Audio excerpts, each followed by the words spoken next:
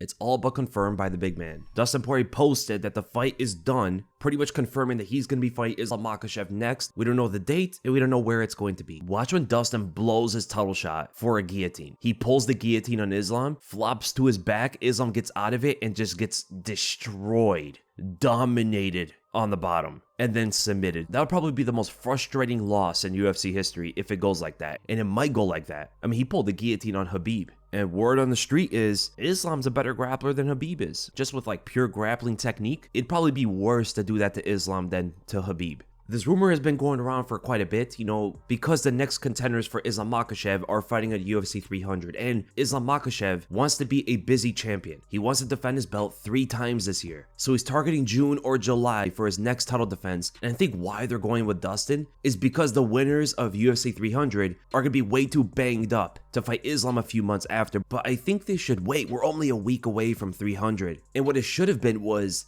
the winner of Charles and Arman fights him like June or July or something like that, if they can. Hopefully it's like a one-sided early finish so they can do that, and then the winner of Dustin and Max fights the champion in like November or October. That's what it really should be, because everybody's getting a title shot without really going on this win streak in the UFC. We got Steve Erceg fighting Pantoja in his 4th UFC fight. We had Chito fighting Sean O'Malley, and now we're getting Dustin Poirier coming off of 1 win against Benoit Saint Denis, who's not even a top 5 fighter. Looking at it like that, it doesn't make sense, but the thing that does make sense is that Islam wants to fight and he wants to stay active, and he's bald. His mythical bald powers have been activated. We saw how going bald powered up Volk. Poor Dustin is going to be the first sacrifice to test Islam's new transformation, and he's hitting these takedowns faster than ever. Here we go, bald Islam Makhachev, somehow an even better version of himself. And honestly, I think Justin and Charles should have waited. If they really want this title shot, they knew that Islam wanted to stay busy, and he was going to fight after Ramadan, so I think they should have waited, man. You're never too sure, but at this point, we know that Islam wants to stay active, and Dustin's about to throw away his title shot by pulling a guillotine, isn't he? This is probably going to be a one-sided fight for Islam Makhachev. Dustin doesn't have the greatest takedown defense. He's got the hair trigger guillotine, and we know a guy like Islam is going to be shooting to force those out there. I'm pretty sure at some point in the fight, Islam's going to give him that quote-unquote opening for the guillotine, get Dustin a drop for it, counter, and dominate him on top. That would be such a bummer if Dustin actually pulls it and loses because of that. Like, you were just gifted a title shot off of 1 win, and this is what you do against the champion. For his sake, he should avoid all grappling and just force a striking match with Islam. And even there, even if he does happen to keep Islam standing by defending the takedowns, he's going to have some issues with the striking, because the constant takedown threat is going to open up many different striking opportunities for Islam, from faking low, rising up with a right hook. They're both going to be southpaw, so the right hook and the jab are going to be a lot more useful here for Islam. So rising up into the right hook into a left straight, Islam does that very well. He does a good job of tucking in the elbow when he's throwing the left straight to hide it. I think his jab is going to be fast and effective, and the main thing the lead hand of Islam is going to do is get Poirier to constantly lean away, which is going to expose his hips and legs for takedowns. So not only are the takedowns that set up the strikes, but the strikes are going to set up the takedowns, and those two can happen in sequence. So you could very well see a combination from Islam go like this. He feints low, gets Dustin to drop his hands in order to like sprawl or get some underhooks. Islam rises above it for a right hook to the chin, instinctively gets Dustin to lean away and then pick his hands up as Islam changes up with a double leg, taking Dustin Poirier to the ground and dominating on top. I think this is going to be a slaughter for Islam Makhachev. As much as I love Dustin, he's a legend, one of the greatest lightweights of all time, this is probably going to be one of Islam's easiest title defenses, and I do expect Islam to submit him in the fight, probably in the 2nd or 3rd rounds, reminiscent of the Khabib fight, except that Khabib was a bit reckless. He's a lot more aggressive, which is going to open him up for striking opportunities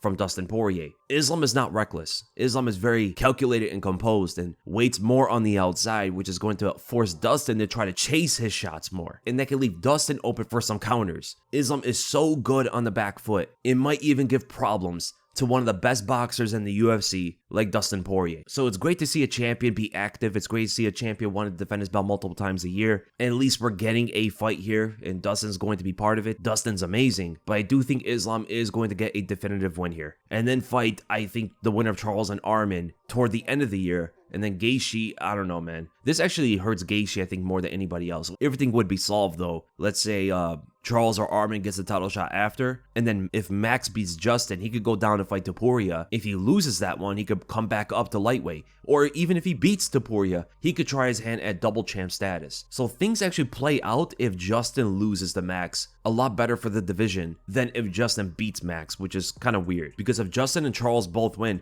they both deserve a title shot at the same time. That means one of them is going to have to wait.